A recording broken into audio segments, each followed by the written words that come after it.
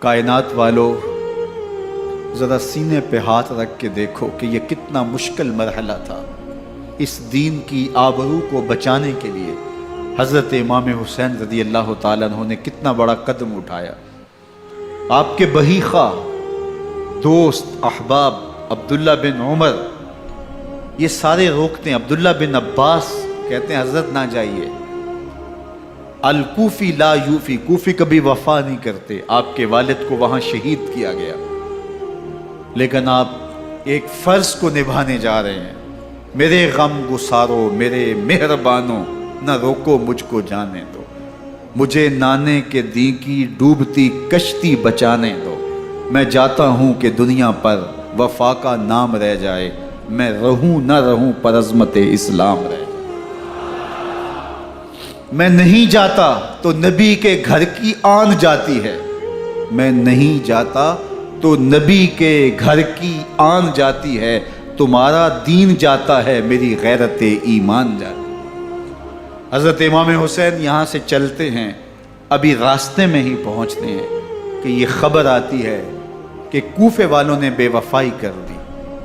حضرت مسلم بن عقیل رضی اللہ تعالیٰ عنہ کو شہید کر دیا گیا، نعمان بن بشیر معزول کر دیے گئے، ابن مرجانہ ابن زیاد وہاں متعین کر دیا گیا جو سخت گیر شخص تھا، اور اس نے لوگوں کو ڈرایا، دھمکایا، اور کوفے کے لوگوں کے دل بدل گئے اور وہ بیتیں توڑنے لگے۔ وہ منظر مسجد کوفہ کا کتنا دلگداز تھا۔ جب امام نماز کے لیے کھڑے ہوئے تو 40,000 لوگ آپ کے پیچھے تھا۔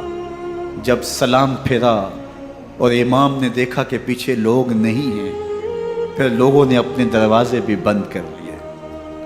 رات کی تنہائیاں ہیں اور حضرت مسلم بن عقیل کو کوئی پناہ دینے والا نہیں ہے۔ لوگوں نے دروازے بند کر لیے کہ کہیں ہمارے گھر میں نہ آ جائیں اور ہم مشقت اور حکومتی تشدد کا شکار نہ ہوں۔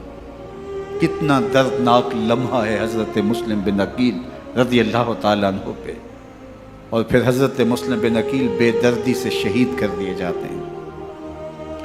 آپ ابھی راستے میں ہیں، یہ ساری کہانی پہنچتی ہے کہ حضرت مسلم شہید کر دیے گئے اور بے دردی سے شہید کر دیے گئے۔ وہ جنہوں نے خط لکھے تھے کہ ہم آپ کے ساتھ ہیں اور ہم منتظر ہیں، چشم برا ہیں، آپ کے قدموں کی چاپ سننے کے لیے بےتاب ہیں، آج انہوں نے بیتیں توڑ دی۔ 40,000 کوفی منحرف ہو گئے۔ مسجد کوفہ کا وہ منظر کس قدر روح کو تڑپا دینے والا تھا۔ ہم پچھلے سال عصر اور مغرب کے درمیان جب کوفہ پہنچے تو سورج ڈوبنے کے قریب تھا۔ میں نے اپنی زندگی میں اتنا اداس موسم کہیں نہیں دیکھا جتنا اداس موسم کوفے میں دیکھا۔ ایسے لگتا تھا جس طرح کوفے کی آب و ہوا آج بھی شرمندہ ہے۔ جو مسلم بن عقیل اور خاندان نبوت کے ساتھ اہل کوفہ نے کیا، حضرت امام حسین رضی اللہ تعالیٰ عنہ کو ان کے بہی خواہوں نے، اعزاء نے، اقربا نے، دوستوں نے، آوان و انصار نے، ساتھیوں نے کہا کہ حضرت حالات یکسر تبدیل ہو گئے، اب ہمیں مراجعت کر جانی چاہیے، واپس پلٹ جانا چاہیے۔ تو حضرت امام حسین کافی سوچ بچار میں رہے۔ پھر اس کے بعد آپ نے فیصلہ کیا کہ ہم آگے بڑھیں گے۔ دوستوں نے کہا کہ حضرت اگر آپ آگے بڑھیں گے تو ہمیں لگتا ہے کہ وہ آپ کے ساتھ سلوک اچھا نہیں کریں گے اور آپ بچوں کے سامنے پیاس سے شہید کر دیے جائیں گے۔ تو حضرت امام حسین رضی اللہ تعالیٰ عنہ نے وہاں ایک خطبہ ارشاد فرمایا کہ لوگوں تم جو مجھے بتا رہے ہو مجھے اچھی طرح معلوم ہے، جو تم مجھے منظر پیش کر رہے ہو وہ میری نگاہوں میں ہے، اور جو کچھ ہونے والا ہے چشم تصور وہ منظر دیکھ رہے ہیں۔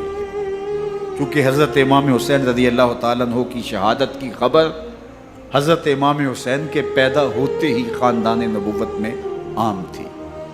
حضور علیہ الصلوۃ والسلام کو یہ بات جبریل امین نے آ کے بتائی تھی جب حسین ابن علی کے ساتھ حضور محبت کا اظہار کر رہے تھے، تو یہ جبریل امین نے آ کے کہا تھا حضور آپ کا یہ بیٹا عرض طف میں شہید کر دیا جائے گا، اور کربلا کی مٹی لا کے حضور کو دی اور ام سلمہ کو حضور نے عطا کر دی۔ حضرت ام سلمہ کہتی ہیں کہ ایک دن میں سوئی تو خواب دیکھا کہ حضور کے مبارک بال بکھرے ہوئے ہیں اور سخت پریشان ہیں۔ تو میں نے کہا کہ حضور آپ کی یہ کیا حالت ہے؟ وَبِيَدِهِ قَارُورَةٌ، اور حضور کے ہاتھ میں ایک شیشی ہے، فِيهَا دَمٌ، جس کے اندر خون ہے۔ تو میں نے کہا حضور یہ کیا؟ فرمایا میں قتل گاہ حسین سے آ رہا ہوں اور یہ حسین ابن علی کا خون ہے۔ تو کہا 10 محرم کا دن تھا، دوپہر کا یہ منظر تھا، میں قیلولہ کر کے اٹھی، جب میں نے دیکھا تو وہ شیشی جس میں کربلا کی مٹی رکھی تھی وہ خون بن چکی تھی۔ تو یہ خبر پہلے دی گئی تھی، یہ بتا دیا گیا تھا۔ فرمایا میرے دوستو جو تم مجھے بتاتے ہو میں اس سے بے خبر نہیں ہوں، یہ سب کچھ ہونے والا ہے، لیکن اس کے باوجود میں کیوں جا رہا ہوں؟ تو آپ کا ایک تاریخ ساز جملہ ہے جو کربلا کے فلسفے کو ہمارے سامنے رکھتا ہے کہ یہ اتنا بڑا امتحان کیوں دیا۔ حضرت امام حسین رضی اللہ تعالیٰ عنہ نے فرمایا وَلَكُمْ فِيَّ أُسْوَةٌ، میں اس لیے جا رہا ہوں قیامت تک ظلم، جبر اور ناانصافی کے خلاف کھڑے ہونے والوں کے لیے کوئی نمونہ تو ہو۔ میری زندگی قیامت تک ظلم، جبر اور استحصالی نظام کے خلاف کھڑے ہونے والوں کے لیے نمونہ ہے۔ تو حضرت امام حسین رضی اللہ تعالیٰ عنہ نے حق اور باطل کے درمیان ایک سرخ لکیر کھینچ دی اپنے خون سے۔ اب حق اور باطل کا امتیاز کرنا مشکل نہیں ہے، کوئی باطل پہ اڑا رہے تو الگ بات ہے، لیکن امتیاز کرنا مشکل نہیں ہے۔ حدود بالکل واضح کر دی۔ اقبال نے یہاں کتنی خوبصورتی کے ساتھ اس مضمون کو نبھایا۔ سرخ رو عشق غیور از خون او، شوخی ای مصرع از مضمون او، تا قیامت قطع استبداد کر، موج خون او چمن ایجاد کر۔ ایک جہاں آباد کر دیا، حق اور باطل کی راہیں اجال دی۔ اب لوگوں کو یزید کا چہرہ پہچاننے میں دیر نہیں لگتی، وقت کے ہر یزید کا چہرہ آسانی سے پہچانا جا سکتا ہے۔ یہ معرفت زمانے کو کروائی کس نے؟ حسین ابن علی نے کروائی رضی اللہ تعالی عنہ۔ تو حضرت امام حسین نے فرمایا کہ جو میرے ساتھ ہونے والا ہے میں اچھی طرح جانتا ہوں، لیکن میں اس کے باوجود آگے بڑھوں گا۔ پھر بڑھے اور کربلا میں جا کے خیمہ زن ہو گئے۔ 7 محرم کو پانی بند کر دیا گیا۔ پانی بند ہوا تو کھانا بھی میسر نہیں تھا، لیکن ذکر پانی کا ہوتا ہے اس لیے کہ کھانے کے بغیر انسان کئی دن کاٹ لیتا ہے، لیکن پانی کے بغیر گزر نہیں ہوتی۔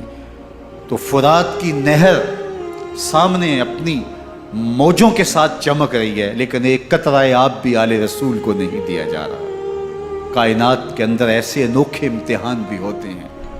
وارث ہوں ساقی کوثر کے، مالک ہوں حوض کوثر کے، اور بیٹے ہوں ساقی کوثر کے، اور آج ایک بوند پانی کی بھی میسر نہ ہو۔ صبر کا امتحان ہے، عزیمت کا امتحان ہے۔ حضرت امام حسین رضی اللہ تعالیٰ عنہ خیمہ زن ہو گئے۔ 3 دن تک پانی بند رہتا ہے۔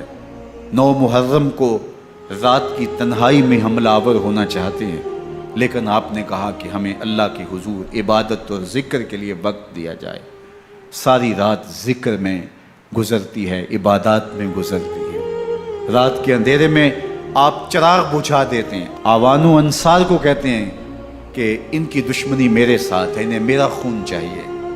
اگر تم رات کی تاریکی میں نکل جاؤ تو میں تم سے کوئی مواخذہ نہیں کروں گا، اور یہ بھی تمہارا پیچھا نہیں کریں گے، اس لیے کہ ان کا مطلوب تم نہیں ہو، ان کا مطلوب میں ہوں۔ جب چراغ جلایا تو کوئی بھی نہیں گیا۔ مسلم بن نوسجہ کھڑے ہو کے کہتے ہیں حضرت اگر ہمارے بدن کو 70 بار کاٹا جائے اور جلایا جائے اور ہواؤں میں اڑا دیا جائے پھر بھی آپ کا ساتھ نہیں چھوڑیں گے۔ 70 سال کے بوڑھے ہیں حبیب بن مظاہر، کہتے ہیں حضرت آپ کو چھوڑ کے جائیں کہاں، آپ کو چھوڑ کے جائیں کہاں؟ کوئی ساتھ چھوڑنے کے لیے تیار نہیں ہے۔ پیاس ہے، سخت گرمی ہے، کربلا کا ماحول ہے، 72 افراد اور خاندان کی خواتین میدان کربلا میں خیمہ زن ہیں۔ دوسری طرف لشکر اعداء اشقیا 22,000 کی تعداد میں مقابلے میں، ایک روایت 30,000 کی ہے۔ ان صرف 72 پیاسے لوگوں کے لیے اتنے لوگوں کو جمع کرنے کا مقصد خوف زدہ کرنا تھا۔ شرط ہے کہ یا یزید کی بیعت کر لیں محاصرے توڑ دیں گے، پانی دستیاب ہوگا، اعزاز و اکرام سے نوازا جائے گا، خزانوں کے منہ کھول دیے جائیں گے۔ لیکن حسین ابن علی کہتے تھے سب کچھ لٹ جائے گا، باطل کے ہاتھ پہ ہاتھ نہیں رکھو۔ اللہ اکبر۔ اب صبح طلوع ہوتی ہے، عاشور کا دن چڑھتا ہے، سورج اپنی پوری تمازت کے ساتھ گرمی برسا رہا ہے۔ آج خاندان نبوت کا امتحان زمانے نے دیکھنا ہے۔ رسول اللہ کا لعاب چوسنے والا، اس کے صبر کا آج امتحان ہے۔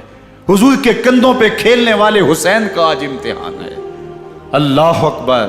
حسین ابن علی تمام حجت کرتے ہیں، میں نے تمہارا کچھ نہیں بگاڑا، میں نے کسی کا خون نہیں کیا، میں نے کوئی زیادتی نہیں کی، تم کیوں میرے قتل کے در پہ ہو؟ تم جانتے نہیں میں کون ہوں؟ میں تمہارے نبی کا نواسا ہوں، رسول اللہ صلی اللہ علیہ وآلہ وسلم کے کندھوں پہ کھیلتا رہا ہوں، حضور کا لعاب چوستا رہا ہوں، اور میں بوسہ گاہ رسول صلی اللہ علیہ وآلہ وسلم ہوں۔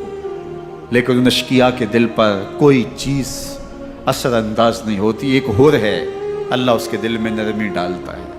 پہلے تو امام حسین کو گھیر کے لے کر کے آتا ہے، لیکن بعد میں وہ قافلہ یزید سے قافلہ حسین کی طرف آ جاتا ہے۔ امام حسین فرماتے ہیں تو دنیا میں بھی ہور ہے، آخرت میں بھی ہور ہے، آزادی مل جاتی ہے۔ باقی 22,000 کا لشکر جرار امام حسین کے قتل کے در پائے۔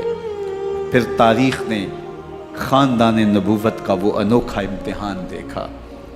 حضرت امام حسین کے بچے، بالخصوص خواتین، پیاس کی شدت میں حلق خشک ہیں۔ حضرت سکینہ تڑپ کے اپنے باپ سے کہتی ہیں کہ مجھے 6 ماہ کے علی اصغر کی پیاس نہیں دیکھی جا رہی۔ بچے کو ہاتھوں پہ اٹھاتے ہیں اور نہر فرات کے کنارے پہنچ کے فرماتے ہیں اشقیاء سے مخاطب ہو کے، تمہارا معاملہ میرے ساتھ ہے، اس 6 ماہ کے بچے نے تمہارا کچھ نہیں بگاڑا، اور چلو بھر کے اس کا حلق سیراب کرنا چاہتے ہیں۔ ایک 2 شاخہ تیر آتا ہے جو حضرت علی اصغر کے گلے کو چیر دیتا ہے۔ راوی لکھتے ہیں کہ وہ عام تیر نہیں تھا، جانوروں کو شکار کرنے کے لیے جو بڑے تیر ہوتے ہیں وہ 2 شاخہ تیر تھا۔ وہ گردن کو کاٹ دیتا ہے، خون بہنے لگتا ہے، گردن لٹک جاتی۔ حضرت امام حسین وہ بہتا ہوا خون اپنے چلو میں لیتے ہیں اور آسمان کی طرف اچھال کے کہتے ہیں مالک حسین کی یہ قربانی بھی قبول۔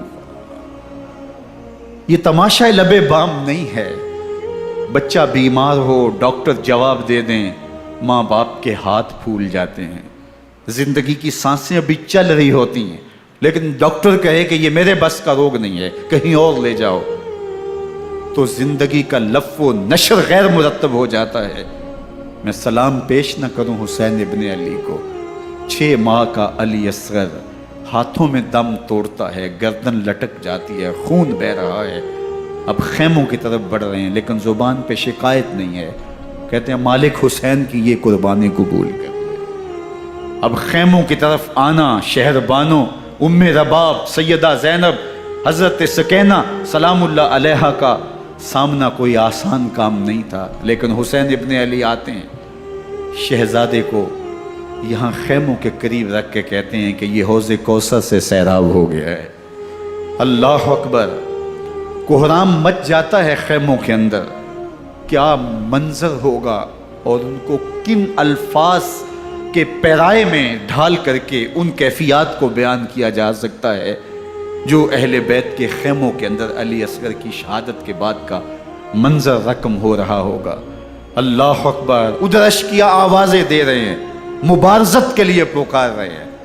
زمانے نے پھر وہ منظر بھی دیکھا کہ جوان بیٹے کو 18 سال کی کمائی حضرت امام حسین میدان عمل میں بھیج رہے ہیں۔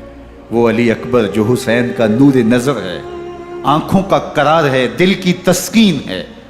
اور پھر حضرت علی اکبر جب گھوڑے کی زین سے فرش زمین پہ گرتے ہیں تو باپ کو آواز دیتے ہیں، اور حضرت امام حسین جو ہے وہ آگے جا کے بیٹے کی لاش اٹھاتے ہیں۔ اللہ اکبر۔ 18 سال کے بیٹے کی لاش کو کندھوں پہ اٹھا کے خیموں تک لاتے ہیں اور ہاتھ پھیلا کے کہتے ہیں مالک حسین کی یہ قربانی بھی قبول۔ کبھی قاسم بن حسن کی لاش اٹھا کے لاتے ہیں، کبھی اون و محمد کی لاشیں اٹھا کے لاتے ہیں، بھتیجوں کی، بھانجوں کی، بھائی عباس کے کٹے ہوئے بازو اور زخموں سے چھدا ہوا لاشا، کیا کیا قیامتیں تھیں جو اس کربلا کے ایک میدان کے اندر نہیں توڑی گئیں. حضرت امام حسین پر دکھ پہ دکھ، تکلیفوں پہ تکلیفیں. اب 71 لاشیں اٹھا کے خیموں تک پہنچا چکے، اور ادھر مبارزت کی دعوت دی جا رہی، آؤ میدان عمل میں آؤ، اب دیر کیوں کر رہے ہو. رسول اللہ کا حرم، رسول اللہ کی شہزادیاں جو نازوں میں پلی تھی، وہ کلیاں جو شبنم کا بوجھ بھی گوارا نہیں کر سکتی تھی، آج مصیبتوں کے پہاڑ ٹوٹ گئے. حضرت امام حسین کبھی شہربانوں کو، کبھی ام رباب کو دلاسا دیتے ہیں، کبھی حضرت زینب کو کہتے ہیں. حضرت زینب کربلا کے اس میدان کے اندر بڑے حوصلے کے ساتھ اپنے بھائی کے ساتھ کھڑی رہی، اپنے 2 بیٹے راہ خدا میں پیش کیے، ان کی لاشیں وصول کی، لیکن زینب جس جرأت کے ساتھ، جس پامردی کے ساتھ اس سارے منظر کو حوصلے کے ساتھ سہتی رہی، وہ یقیناً حوصلہ سیدہ زینب سلام اللہ علیہا کا ہی ہے. لیکن یہ وہ منظر تھا کہ زینب کا دل بھی ڈول گیا جب حسین ابن علی گھوڑے پہ بیٹھنے لگے، اور ان کو گھوڑے میں بٹھانے والا کوئی نہیں تھا، اور جو بھی سوار جاتا پھر واپس اس کی لاش ہی آتی اور حسین ابن علی لے کے آتے. آج حسین ابن علی جا رہے ہیں، زندگی کا سارا سرمایہ لٹ رہا ہے. حضرت زینب سلام اللہ علیہا سنبھل نہیں رہی. حضرت امام رضی اللہ تعالیٰ عنہ اٹھے اور آپ نے حضرت زینب کو صبر کی تلقین کی اور کہا کہ صبر ہی بہترین ذریعہ ہے اور اللہ کی قربت کا ایک بہترین سبب ہے. اور ان کو صبر کی تلقین کرتے ہوئے فرمایا کہ میرے بعد تم نے اس ذمہ داری کو سنبھالنا ہے، اور ان مخدرات اسلام کی، ان شہزادیوں کے پردے کی تم نے حفاظت کرنی ہے. اور پھر گھوڑے کی زین کس کے امام حسین لشکر اشقیاء کی طرف بڑھتے ہیں. اب خیموں سے سسکیوں کی آواز آ رہی ہے، ان کا سردار، ان کا تاجدار آج سب کو چھوڑ کے کربلا کے میدان کی طرف بڑھ رہا ہے.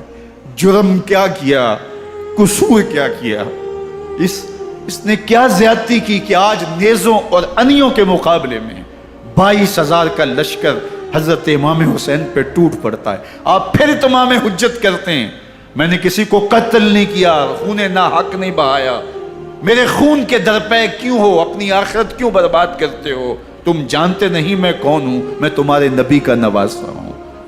لیکن ابن زیاد کہتا ہے مقابلے میں آؤ. پھر حضرت امام حسین رضی اللہ تعالیٰ عنہ مقابلے میں آتے ہیں، اور جب گھوڑے کو ایڑ لگا کے دشمن اشقیاء پہ ٹوٹتے ہیں تو پھر ایسا منظر ہوتا ہے کہ وہ بھیڑ بکریوں کی طرح آگے بھاگتے ہیں. 71 زخم کلیجے پہ لیے شجاعت کا یہ پیکر جب میدان میں آتا ہے، آواز آتی، یہ کون ذی وقار ہے، بلا کا شاہ سوار ہے، لباس ہے پھٹا ہوا، غبار سے اٹا ہوا، تمام جسم نازنی چدا ہوا کٹا ہوا، یہ نبی کا نور عین ہے، یہ بالیقین یہ حسین ابن علی ہے رضی اللہ تعالیٰ عنہ. پھر چاند بادلوں میں گھر جاتا ہے، شامی غنڈے تیر برساتے ہیں، تلواروں سے آپ کے بدن پر ضربیں لگاتے ہیں اور نیزوں سے آپ کے بدن کو پرو دیتے ہیں. جب آپ کا پیراہن بعد میں اتارا گیا تو آپ کے پیراہن میں 122 سوراخ تیروں کے تھے، 33 زخم تلواروں کے اور 34 گھاؤ نیزوں کے تھے. جب گھوڑے کی زین سے فرش زمین پر آئے، بدن چھلنی تھا، زخم سے خون بہ رہا تھا. 3 دن کا پیاسا حسین، اللہ اکبر، بدن زخموں سے چور، 71 لاشیں کلیجے پہ لیے، مخدرات اسلام کے پردے کا خیال دل میں الگ ہے. لیکن گھوڑے کی زین سے جب فرش زمین پہ امام حسین آتے ہیں، زبان پہ ہائے نہیں، نالا و شیون نہیں، چیخ و پکار نہیں، آتے ہی پیشانی سجدے میں رکھتے ہیں اور پکارتے ہیں اللہم ردن بقضائک و صبرن علی بلائک تسلیما لامرک سبحان ربی العالی. مالک گھر لٹا کے، بچے لٹا کے، خاندان سب کچھ قربان کر کے، اپنے بدن کو زخموں سے چھلنی کروا کے، تیروں اور نیزوں کی انیوں سے اپنے آپ کو زخمی کروا کے، تیرے حضور سر جھکا کے یہ اقرار کرتا ہوں کہ حسین تیری تقدیر پہ راضی ہے. مالک تو بھی بتا، تو بھی حسین پہ راضی ہوا ہے کہ نہیں ہوا؟ آواز آ رہی ہے اس پیاسے پر علی شیر خدا کو ناز ہے، اس نواسے پر محمد مصطفیٰ کو ناز ہے۔ اوروں نے بھی سجدے کیے پر اس کا عجب انداز ہے، اس نے وہ سجدہ کیا جس پر خدا کو ناز ہے۔ حسین ابن علی رضی اللہ تعالیٰ عنہ کا سر انور دستے قاتل نے تب کاٹا جب وہ سجدے میں جھکا ہوا تھا۔ یزید نے کہا میں بیعت لوں گا، امام حسین نے کہا کبھی بھی نہیں دوں گا، یہ سر کٹ سکتا ہے جھک نہیں سکتا۔ سر کاٹ کے نیزے کی نوک پہ چڑھا دیا گیا، اور یہ اس بات کا اعلان تھا کہ ہم جیت گئے اور حسینی ہار گئے، اور لشکر یزید میں غوغا مچ گیا، نقارے بجنے لگے کہ ہم جیت گئے، دیکھو امام حسین شہید کر دیے گئے، اور سر کاٹ کے نیزے کی نوک پہ چڑھایا گیا۔ لیکن لشکر یزید سے ہی آواز آئی یہ کیسا سر ہے جو کٹ کے بھی سر بلندی ہے، کٹ گیا ہے پھر بھی اونچا ہے۔ اللہ اکبر، یہ سر سجدے میں کٹا ہے، رب کے حضور عبادت کی حالت میں کٹا ہے۔ حسین آج بھی سجدے میں ہے، اللہ اکبر، حسین آج بھی سجدے میں ہے، بلکہ کٹے ہوئے سر کا رخ زمین کی جانب تھا اور کٹی گردن آسمان کی طرف، یوں نیزے پہ پرویا گیا۔ اللہ اکبر، ایک شاعر نے نقشہ کھینچا، بآنکھ سر نیزے پہ اور سوئے زمیں ہے روح، یعنی سجدہ ثانی کی ہے آرزو۔ رکعت کے 2 سجدے ہوتے ہیں، ابھی ایک سجدہ ہوا تھا کہ دستے قاتل نے سر کاٹ دیا، کہا حسین کی پیشانی میں دوسرے سجدے کی تمنا مچل رہی۔ یہ تھا حسین ابن علی کا سجدہ، ساری زندگی رب کے حضور سجدہ قضا نہیں ہونے دیا۔ آج پانی نہیں ہے، اللہ اکبر، آج تیمم کر لیتے ہیں، آج اپنے خون کو اوڑھ کر کے حسین نے اپنی پیشانی اپنے مالک کے حضور جھکا کر کے عظیمت کی وہ انوکھی داستان رقم کر دی کہ صدیاں گزرنے کے باوجود بھی ان کی یادوں کے چراغ روشن ہیں۔